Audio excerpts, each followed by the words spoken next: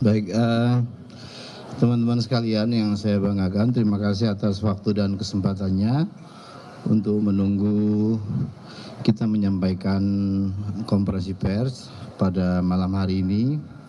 Sebagaimana kita tahu, kemarin 19 Agustus kita semua sudah mengikuti proses PHPU Jilid 2, sidang-sidang terakhir di Mahkamah Konstitusi. 7 perkara sudah diputus oleh Mahkamah Konstitusi dan akhirnya seluruh persoalan PHPU Pileg kita sudah selesai dan akan segera kita tindak lanjuti dengan penetapan hasil pemilu. Dan dengan demikian clear sudah untuk sengketa hasil pemilu legislatif dan juga pilpres di Mahkamah Konstitusi. Nah, pada hari ini tadi bersamaan dengan kita sedang menggelar konsolidasi nasional persiapan Pilkada serentak 2024, kita semua di siang hari tadi sebagaimana kita sama-sama ikuti, kita mendapatkan informasi mengikuti adanya putusan Mahkamah Konstitusi. Kami akan bacakan saja draft yang atau rilis kami dari KPU menyikapi putusan Mahkamah Konstitusi yang mau tidak mau karena berkaitan dengan tahapan pencalonan yang sebentar lagi akan kita harus jalani, yaitu di tanggal 27 sampai 29 Agustus merupakan tahapan pendaftaran calon kepala daerah, dan beberapa hari sebelumnya ada putusan Mahkamah Konstitusi untuk kemudian kita cermati bersama.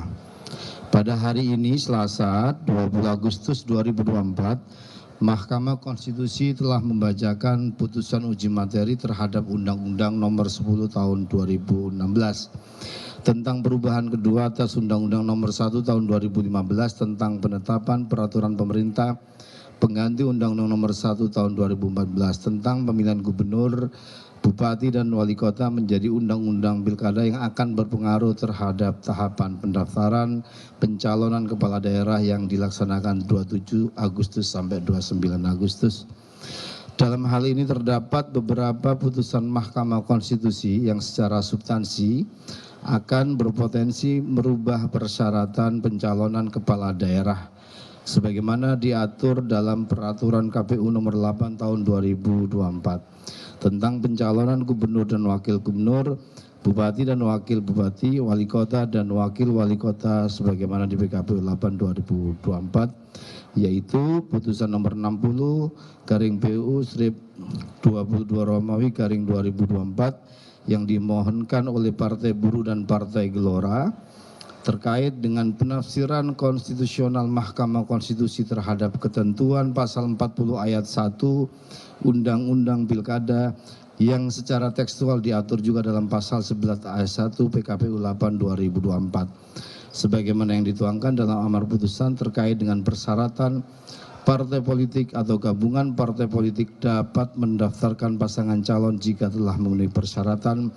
perolehan paling sedikit 20% dari jumlah kursi Dewan Perwakilan Rakyat Daerah atau 25% dari akumulasi perolehan suara sah dalam pemilihan umum anggota Dewan Perwakilan Rakyat Daerah di daerah yang bersangkutan tidak mempunyai kekuatan hukum mengikat sepanjang tidak dimaknai partai politik atau gabungan partai politik peserta pemilu dapat mendaftarkan pasangan calon jika telah memenuhi persyaratan sebagai berikut. Untuk mengusulkan calon gubernur dan calon wakil gubernur, A. Provinsi dengan penduduk termuat dalam DPT sampai dengan 2 juta jiwa, partai politik atau gabungan partai politik peserta pemilu harus memperoleh suara sah paling sedikit 10% di provinsi tersebut. Provinsi dengan jumlah penduduk yang termuat dalam DPT tetap dalam DPT lebih dari 2 juta jiwa sampai dengan 6 juta jiwa, partai politik atau gabungan partai politik harus memperoleh suara sah paling sedikit 8,5% di provinsi tersebut.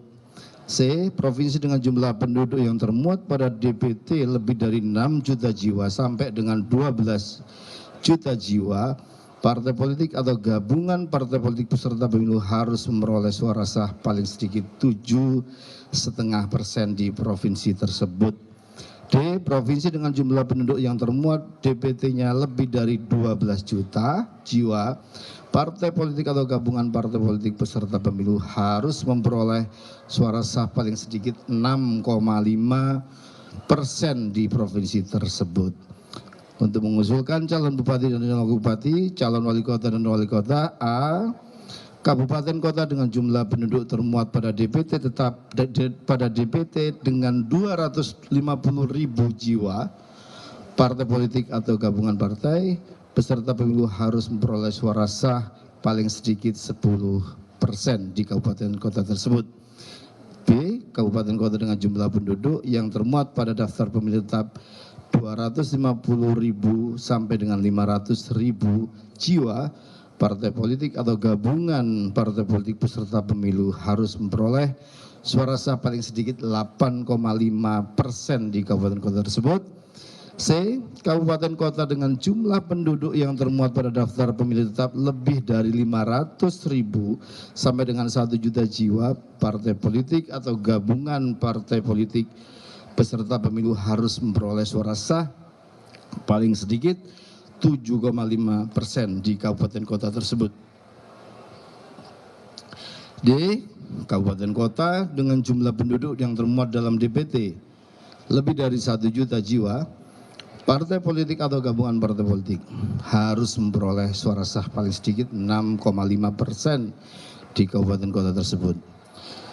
Teman-teman sekalian, selain itu Mahkamah Konstitusi juga membatalkan pasal 40 ayat 3 Undang-Undang Pilkada yang mengatur dalam hal partai politik atau gabungan partai politik mengusulkan pasangan calon menggunakan ketentuan peroleh paling sedikit 25% dari akumulasi perolehan suara sah sebagaimana dimaksud pada ayat 1. Ketentuan itu hanya berlaku untuk partai politik yang berhak kursi di Dewan Perwakilan Rakyat Daerah yang secara tekstual diatur dalam pasal 11 ayat 3 PKPU 8 2024. Kedua, putusan Mahkamah Konstitusi nomor 70 PUU Strip 22 Romawi garing 2024 terkait dengan persyaratan batas usia calon kepala daerah yang diatur dalam pasal 7 ayat 2 huruf C Undang-Undang Pilkada yang harus dipenuhi dalam proses pencalonan yang bermuara pada penetapan calon sebagaimana yang dituangkan dalam pertimbangan putusan Mahkamah Konstitusi di halaman 50. Sedangkan saat ini berdasarkan pasal 15 PKPU 8 2024 pemenuhan batas usia calon kepala daerah dihitung sejak pelantikan pasangan calon terpilih yang sebelumnya rumusan ketentuan tersebut merujuk pada putusan Mahkamah Agung nomor 23 garing P garing HUM garing 2024. Mengingat kedudukan putusan Mahkamah Konstitusi adalah self-executing, segera berlaku tanpa merubah undang-undang. Dalam hal ini, teman-teman sekalian, KPU mengambil langkah-langkah sebagai berikut. Pertama, kami akan mengkaji lebih detail lagi salinan putusan Mahkamah Konstitusi tersebut, lebih komprehensif lagi untuk memahami secara utuh persyaratan calon kepala daerah yang konstitusional pasca putusan Mahkamah Konstitusi. Yang kedua, kami akan melakukan konsultasi dengan DPR dan pemerintah dalam rapat dengar pendapat terkait dengan putusan Mahkamah Konstitusi tersebut dan segera kami akan bersurat resmi ke Komisi 2 atau DPR. Yang ketiga, kita menyosialisasikan kepada partai politik terkait adanya putusan ini. Yang keempat, tentu kami akan melakukan langkah-langkah lainnya yang diperlukan dalam rangka menindaklanjuti putusan Mahkamah Konstitusi sebelum tahapan pendaftaran calon kepala daerah dilaksanakan, termasuk melakukan perubahan PKPU 8 2024 sesuai dengan mekanisme pembentukan peraturan perundang-undangan. Ada konsultasi dan seterusnya tadi itu dengan memperhatikan tahapan dan jadwal pemilihan tahun 2024 sebagaimana tertera dalam peraturan KPU nomor 2 tahun 2024. Teman-teman sekalian, Bapak Ibu sekalian, Artinya KPU sebagaimana yang sudah akan melakukan langkah-langkah yang memang sudah seharusnya kita lakukan, konsultasi, membahas dengan para pihak untuk kemudian mengkaji putusan Mahkamah Konstitusi yang memang dibacakan beberapa hari menjelang masa pendaftaran calon kepala daerah akan segera dimulai. Demikian sebagai tindak lanjut atau sikap KPU atas putusan Mahkamah Konstitusi pada hari ini. Untuk selanjutnya kami pasti akan menginformasikan hal-hal berkaitan dengan perkembangan tahapan pilkada, perkembangan pendaftaran calon kepala daerah, dan juga pastinya perkembangan tahapan-tahapan lainnya secara periodik nanti kita akan sampaikan ke teman-teman media. Selanjutnya kami persilakan teman-teman yang lain jika ada materi yang ditambahkan. Silakan Pak Idam.